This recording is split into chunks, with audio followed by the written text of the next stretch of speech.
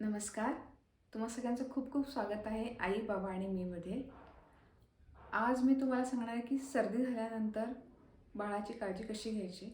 म्हणजे मी जे घरी पृथ्वीसाठी करते तेच मी आज तुम्हाला सांगणार आहे. खरं तर मार्केटमध्ये खूप प्रोडक्ट अवेलेबल आहेत, पण जर आपण घरच्या घरी काही करू शकत असलो तर ती खूप चांगली गोष्ट आहे. मी आज तुम्हाला घरच्या घरी विक्स कसा बनवायचा हे दाखवणार आहे. मार्केटमध्ये विक्स अवेलेबल आहे, पण त्याच्यामध्ये जे काय इन्ग्रेडियंट्स आहेत ते आपल्या शरीरासाठी किंवा लहान बाळाच्या शरीरासाठी तेवढे चांगले नाही आहेत. त्यांच्या श्वसन संस्थेला ते अफेक्ट करतात. त्यामुळे डॉक्टर पण रेकमेंड नाही करत की तुम्ही विक्स लावा म्हणून. भलेही बेबी रब आलेला असला तरी पण डॉक्टर म्हणतात की तुम्ही विक्स नका वापरू. अशा वेळेला जर आपल्याला घरच्या घरी विक्स बनवता आलं आणि आपल्याकडे असलेल्या इन्ग्रेडियंट्समधून तर ते खूपच चांगले आहे. आपण ते कसं बनवायचं ते बघूयात. त्यासाठी लागणारं साहित्य जे आहे ते फक्त 2च आहे. आपल्या घरात ज्या 2 गोष्टी असतात त्यातनं ते बनणार आहे. एक आहे कापूर आणि दुसरं आहे साजूक तूप. गाईचं जे असेल तुमच्याकडे ते अवेलेबल ते. कापूर हे सर्व दृष्टीने चांगलं असतं. त्यामुळं तुम्हाला माहिती असेल तर विक्समध्ये जे मार्केटमध्ये मिळतं त्यातसुद्धा कापूर असतो. पण आपण दुसरं कुठल्याही गोष्टी न वापरता फक्त 2च गोष्टी वापरणार आहोत. त्यामुळे ते लहान बाळांसाठी चांगलं असणार आहे. हे जे कापूर आपण बनवतोय ते फक्त लहान मुलांसाठीच नाही तर मोठ्यांसाठी सुद्धा वापरता येणार आहे. आणि आता आधी आपण बघूया की ते कसं बनवायचं ते, आणि त्यानंतर मी तुम्हाला सांगते की ते अप्लाय कसं करायचं किंवा लहान मुलांना ते कसं लावायचं ते. ओके, चला तर आपण बघूयात. घरगुती विक्स बनवण्यासाठी लागणारं साहित्य काय आहे ते तुम्हाला आता मी दाखवते.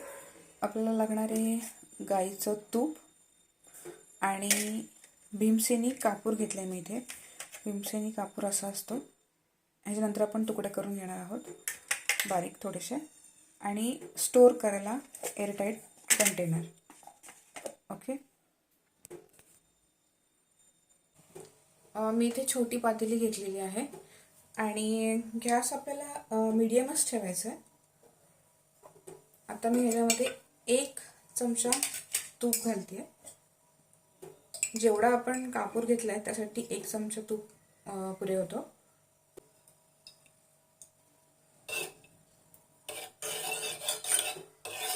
तूप गरम झाला की त्यात आपण कापूर घालणार आहोत. उकळून नाही द्यायचं आहे तुपाला, आपल्याला एकदम थोडं कडक गरम करून द्यायचं आहे. जेव्हा तुम्ही हे बनवता तेव्हा घरामध्ये इतका छान सुगंध सुटलेला असतो कापराचा, तुपाचा.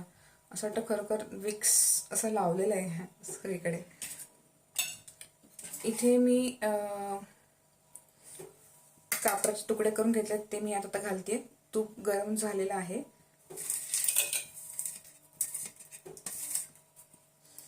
आपल्याला इथे कापूर त्याच्यामध्ये तुपात एकदम पटकन मिक्स करून घ्यायचं आहे.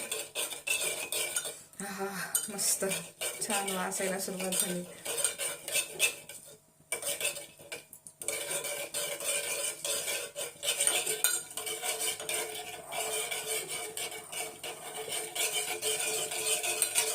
तुम्हाला दिसत असेल असा दूर बाहेर येतोय कापराचा.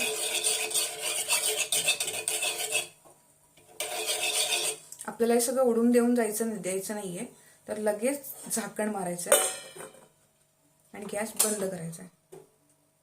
हे सगळं मिश्रण थंड झालं की मग ते एअरटाईट कंटेनरमध्ये ठेवून द्यायचं आहे.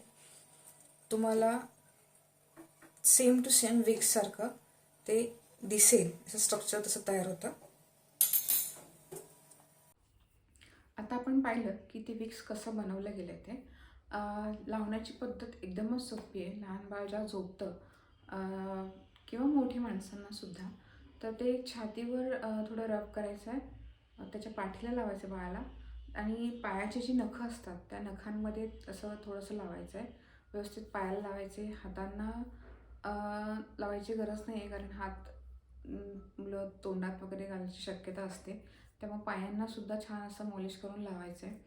एकदा विक्स लावलं की त्यांना फॅन किंवा बाहेरचं एक्सपोजर नाही द्यायचं आहे. अंगावरती घेऊन झोपी लावायचं आहे. कसं असतं की जेव्हा आपल्याला कळतं की थोडी तरी सर्दी होणार आहे, अशा वेळेला विक्स लगेच लावावा. म्हणजे सर्दी वाढतही नाही आणि कफ पण होत नाही. जेव्हा श्वास घ्यायला त्रास होत असतो आपल्याला पण किंवा बाळाला पण, तेव्हा हे लावलं तर झोपताना जो श्वास घ्यायला त्रास होतो तो होणार नाही, मी होतही नाही. मी पृथ्वीला पण लावते, मलाही लावते आणि निखिललासुद्धा लावते. त्यामुळे तुम्ही हे अप्लाय करू शकता. हे जेव्हा बनवतो तेव्हा ते लिक्विड फॉर्ममध्ये असतं, पण बनवल्यानंतर मी तुम्हाला दाखवते.